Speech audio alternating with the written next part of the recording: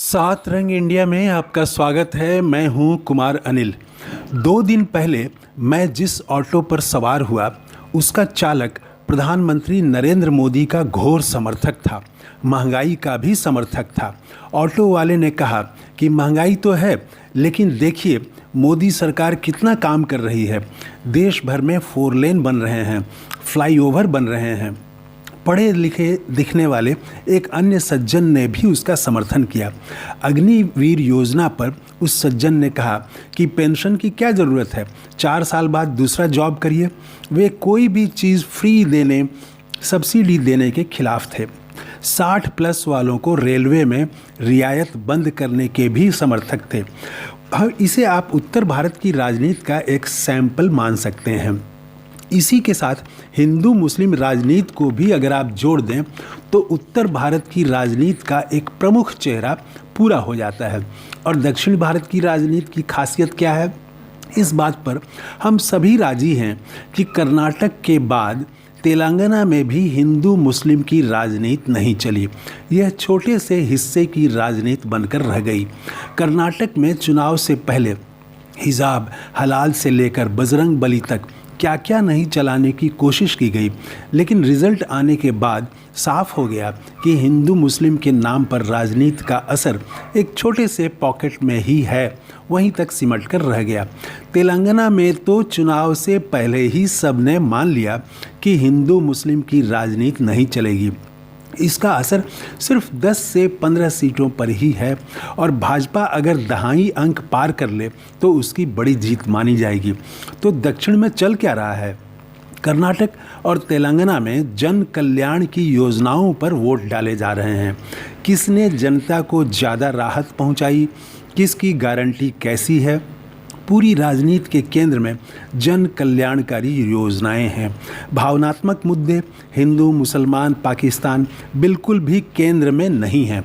कर्नाटक चुनाव ने दरअसल हिंदू मुस्लिम राजनीति, भावनात्मक मुद्दों पर राजनीति को सबसे बड़ा झटका दिया था, जिसका असर छत्तीसगढ़, मध्य प्रदेश और राजस्थान पर आज आप देख सकते हैं। राजस्थान में कांग्रेस ने कहा कि वह 500 में रसोई गैस सिलेंडर दे रही है और अब और ज़्यादा लोगों को देगी। इसके बाद भाजपा ने कहा कि वह 450 रुपये में ही गैस सिलेंडर देगी। छत्तीसगढ़ में कांग्रेस सरकार भाजपा शासित प्रदेशों से ज़्यादा कीमत पर धान खरीद रही थी। भाजपा ने आगे बढ़कर 3100 रुपया प्रति क्विंटल देने की घोषणा की, तो कांग्रेस ने 100 रुपये बढ़ाकर 3200 रुपये प्रति क्विंटल पर धान खरीदने का ऐलान कर दिया। 500 रुपये में रसोई गैस सिलेंडर की गारंटी तो मध्य प्रदेश और छत्तीसगढ़ में कांग्रेस सरकार दे ही रही है। भाजपा ने भावनात्मक मुद्दों पर राजनीति छोड़ी नहीं है, लेकिन उसका आत्मविश्वास जरूर डोल गया है। इसीलिए वह भावनात्मक मुद्दे भी उठा रही है और जन कल्याण की योजनाओं पर भी सामने आ रही है, वह भी पेश कर रही है। इससे साफ है कि हिंदू मुसलमान के राजनीति पर के नाम पर राजनीति की ताकत हाल के दिनों में घटी है। लोग वास्तविक मुद्दों पर बात करना चाहते हैं। दक्षिण भारत की राजनीति का असर यूपी पर मुझे तो अभी नहीं दिखा है, लेकिन बिहार, कर्नाटक और तेलंगाना की राह पर बढ़ चला है। बिहार में दक्षिण भारत की राजनीति का असर साफ दिखने लगा है। बिहार में जाति गणना के बाद नीतीश और तेजस्वी की सरकार ने दक्षिण भारत के तर्ज पर राज्य के 94 लाख गरीब परिवारों को 2-2 लाख रुपया देने की योजना पास कर दी है, ताकि ये गरीब परिवार अपना कोई रोजगार खड़ा कर सकें। राज्य में 63,850 परिवार ऐसे हैं जिनके पास न ज़मीन है और न अपना मकान। इन सभी परिवारों को 1-1 लाख रुपए ज़मीन खरीदने के लिए नीतीश सरकार देगी और 1,20,000 रुपये घर बनाने के लिए अलग से दिए जाएंगे। अभी तो ये शुरुआत है।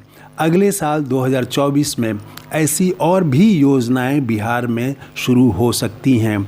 राज्य सरकार ने IGIMS में मरीजों का इलाज और दवा सब मुफ्त कर दिया है। 1,20,000 नौकरियां एक बार में दी गईं।